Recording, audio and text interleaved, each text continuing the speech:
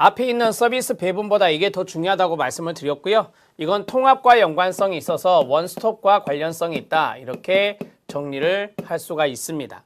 자, 첫 번째 중요도에 따라서 말씀을 드려보면 사례 관리가 이제 시험에 나왔었으니까 사례 관리는 알고 있는 그대로 생각하시면 됩니다.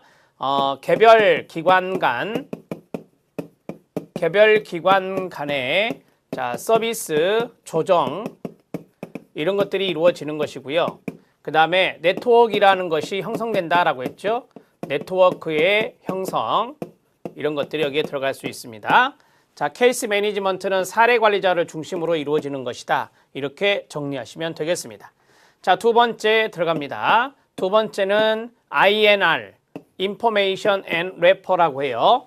종합적인 정보 및 의뢰 시스템이라는데 이거는 조직의 독립성을 유지합니다. 조직의 독립성을 유지한 채로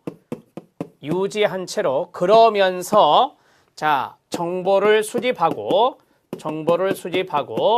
자, 타 기관에 의뢰하는 것입니다. 이 의뢰 대신에 나올 수 있는 게 당연히 연계가 되겠죠. 이렇게 정리하시면 돼요. 자, 세 번째 트래킹입니다. 자, 트래킹은 두 개의 키워드가 있다. 하나는 뭐다? 경로를 추적하여서 네, 정보를 공유하는 것이다. 이런 것들을 우리가 트래킹이라고 말한다. 자, 이 경로는 뭐냐? 서비스의 이력이라 그랬어요. 서비스의 이력을 추적하여서 정보를 공유하는 것이다. 자, 네 번째 단일화된 인테이크.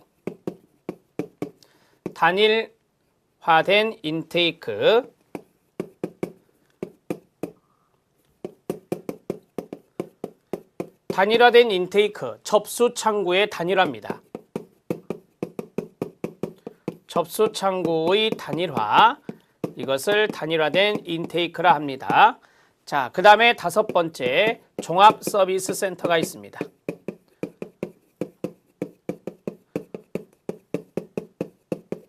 자, 서비스 센터인데 종합적으로 이루어진다라고 했죠. 한 곳에서 다양한 서비스가 이루어지는 겁니다. 한 곳에서 다양한 서비스를 제공하는 것, 그것을 우리가 종합 서비스 센터 이렇게 해서 5가지입니다. 자, 서비스 통합 방법에 대해서 말씀드렸고 그 다음에 밑에 기출 부분을 보시죠. 2가지가 나왔습니다. 첫 번째도 네트워크이고 두 번째도 네트워크입니다. 첫 번째, 지역의 복지 네트워크를 강화하는 방법, 네트워크의 동그라미, 강화의 밑줄. 두 번째, 지역 복지 조직 간 네트워크 조직화의 의도, 네트워크 동그라미 의도의 밑줄. 둘 다 중요한 키워드는 네트워크입니다. 이 네트워크를 여기다 넣은 이유는 바로 통합 방법 중에 하나니까 그렇게 넣어드렸습니다. 첫 번째, 이거는 외우지 마세요. 이해하시면 됩니다. 첫 번째는 네트워크를 강화하는 방법입니다.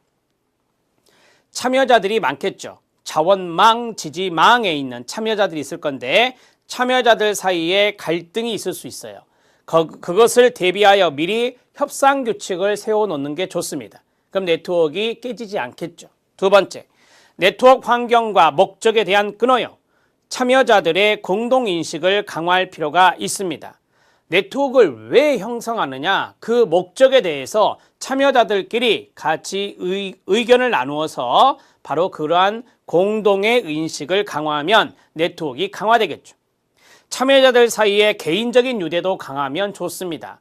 개인적인 유대도 중요한 부분이에요. 자원 배분과 교환에서 균등도의 동그라미요. 자원을 배분한다. 자원을 교환한다. 한쪽으로 치우치면 안 됩니다. 파편성이 나타나면 안 돼요. 균등도가 높아져야 네트워크가 강화될 수 있습니다. 균등도 높인다의 밑줄. 자, 4가지 이해되시죠? 어렵지 않습니다. 판사하지 않겠고. 자, 지역복지 조직 간의 네트워크 조직화의 의도입니다. 네트워크의 의도. 첫 번째, 지역사회 서비스의 무슨성 증진, 통합성 증진, 통합성의 동그라미. 두 번째, 사회자본의 뭐다? 증대. 여러분, 사회자본 이론, 지역사회복지론에서 배웠어요. 지역 공동체입니다. 이러한 사회자본을 증대하기 위해서는 네트워크가 필요합니다. 그 다음에 참여 조직 간의 호혜성 증진, 중요한 단어가 뭐죠? 당연히 호혜성이죠. 호혜성, 상호작용을 증진시키는 거. 네 번째, 지역 공동체 지향성의 강화. 이거는 2번과 연관돼요. 사회 자본이 증대한다는 것은 지역 공동체를 강화한다는 거거든요. 그래서 2번과 4번을 연결하시면 됩니다. 자, 정리가 됐습니다. 어렵지 않게 출제되죠? 자, 6번째 조직 이론 들어갑니다.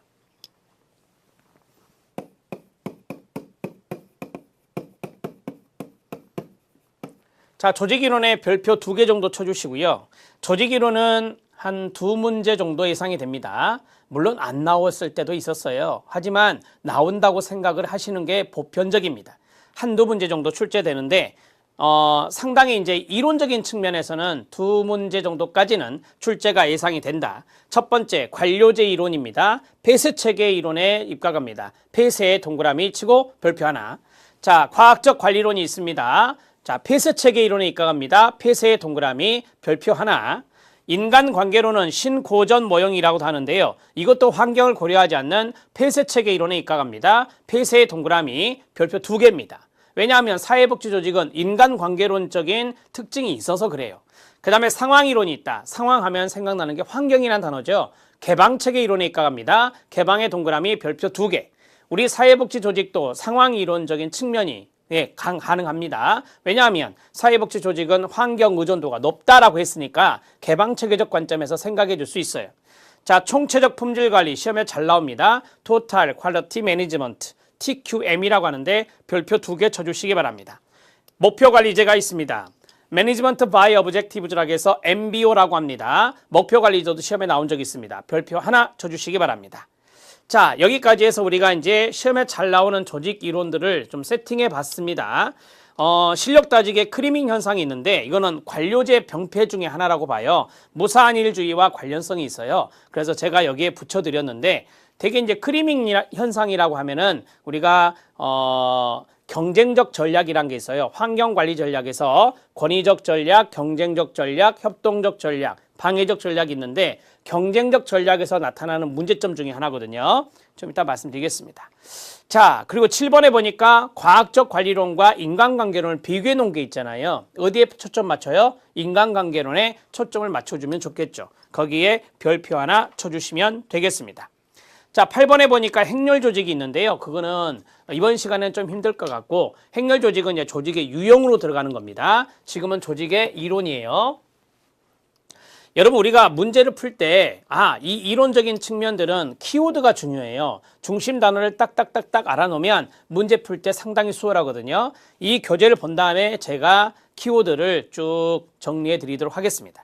자, 관료제 이론 들어갑니다. 1번, 합리적이며 합법적인 규칙과 효율성의 최대화 목적입니다. 합법적 규칙에 가로 묶어주시면 됩니다. 2번, 권위의 위계구조, 규칙과 규정, 비인간적 인간관계, 분업과 전문화, 경력 지향과 능률성 강조. 2번의 별표, 2번에 중요한 것들이 많이 있습니다. 세 번째, 명백한 권력과 권한, 고도의 전문화, 계층적 권한 구조, 조직 구성원들 간의 비정의적 관계 별표. 비정의적의 한문 비정, 정감이 없다라고 하는 거예요. 인간관계로는 정의적 관계인데 여기 있는 관료제 이론이나 과학적 관리 이런 것들은 비정의적 관계가 됩니다. 자, 실적과 기술적 지식에 따른 관리 임명, 승진의 요건입니다. 그 다음에 직무권한의 사전 명시, 정책과 행정 결정의 분리 등이 있습니다. 병폐가 있습니다. 문제점이라고 생각하면 되는데요. 1번 쫙 읽어주세요. 시작. 동조과잉과 수단의 목표와 자, 이런 것들이 뭐죠? 네, 목표 전치라고 말하는데요. 동조과잉이라는 것은 피라미드형의 구조에서 밑에 있는 구성원들, 하위 구성원들은 위에서 시키는 대로 하는 거죠. 네, 자율성이 부족하다라는 측면이에요. 동조과잉입니다. 관료는 목표가 아닌 규칙 또는 절차에 지나치게 동조하는 것도 여기에 들어갑니다. 규칙에 지나치게 동조한다. 그 다음에 하나 더, 거기 절차에 지나치게 동조한다. 규칙이나 절차는 쉽게 말하면 수단이거든요. 근데 그 수단에 너무 동조하는 현상도 과잉동조라고 말하는 거예요. 동조과잉. 자, 창의성이 결여될 수 있다라고 하는 거. 그 다음, 자, 형식주의가 있습니다. 레드 테이프, 빨간 리본이라는 뜻이죠. 미국 국방성에서 미결제된 서류 이런 것들이 빨간 리본으로 묶여 있었는데 너무 많았다는 거죠. 그래서 지나친 문서주의, 형식주의를 레드 테이프라고 합니다. 문서에 의한 업무 처리 형식을 강조한다. 문서의 동그라미, 인간성의 상실, 거기다 써요. 몰, 인간성입니다. 자, 조직 내 대인관계의 지나친 몰, 인간성은 무관심과 냉담 등으로 표출될 수 있습니다. 전문화로 인한 조직의 무능입니다. 제가 지나친 전문화 분화 이런 것들이 이제 관료제의 특징이라고 앞에서 말씀드렸는데 전문화가 되다 보면 다른 부서와 협력이 이루어지지 않아요. 왜요? 자기 할 일만 하게 되거든요. 그래서 전문화로 인해서 조직 전체가 무능해질 수 있다는 거예요. 전문가는 타 분야에 대한 이해 부족으로 조정과 협조가 불가능해져서 조직에 무능이 나타날 수 있다라고 하는 거고, 무사안일주의는 아시죠? 자, 문제를 쇄신적인 태도로 해결하지 못하고 상급자의 권위나 과거에 했던 방식에만 의존하려는 성향. 자, 쇄신적인 형태가 아닌 게 바로 무사안일주의예요. 그래서 쇄신적인 형태를 강조했던 것이 이제 엘빈 토플러가 이야기한 에도크러시라고 하는 것이 있잖아요. 이런 관료제는 비라크러시라 하고, 그 다음에 엘빈 토플러가 이야기한 것들은 에도크러시라 하고, 이런 것들이 좀 달라요. 에도크러시는 혁신적인 것, 쇄신적인 것을 강조했던 반면 여기 있는 관료제는 무사안일주의의 성향이 있다, 이렇게 생각하시면 됩니다. 자, 과학적 관리론입니다. 조직에서 사람들의 육체적 능력의 가로, 육체적 능력의 중요성을 강조하고요. 개인들의 과업을 수행하는 데 필요한 시간과 동작 연구의 가로, 시간과 동작 연구에 초점을 두고요. 끊어요. 과업의 성과에 따른 임금 지급을 제시합니다. 이게 뭐죠? 성과급 제시입니다. 경제적 위인책입니다. 과학적인 업무 분석, 과학적인 인력 선발과 개발, 관리자와 작업자 간의 긴밀한 협조, 이런 것들을 강조하는 것이 과학적 관리론 테일러입니다. 테일러의 과학적 관리론입니다. 자, 인간관계론, 학자는 메이오라고 읽어요. 메이오인데 신고전 모형의 인간관계론 1번 들어갑니다. 조직 내의 비공식의 동그라미, 비공식적 집단이 생산성과 밀접한 관련이 있다고 봅니다. 인간관계가 중요해요. 직원과 직원 간의 관계가 중요하다고요. 인간관계 개선과 구성원의 자아실현의 밑줄, 자아실현을 등을 통하여 조직의 능률성, 효율성과 생산성을 증진시킬 수 있다라고 말합니다. 구성원의 심리사회적 욕구 중요하고요. 비공식적인 관계, 정의적 관계를 중시한다. 여기에서 심리사회적 욕구의 밑줄, 비공식적 관계의 밑줄, 정의적 관계의 밑줄, 위에서 했던 비정의적 관계와 반대가 됩니다.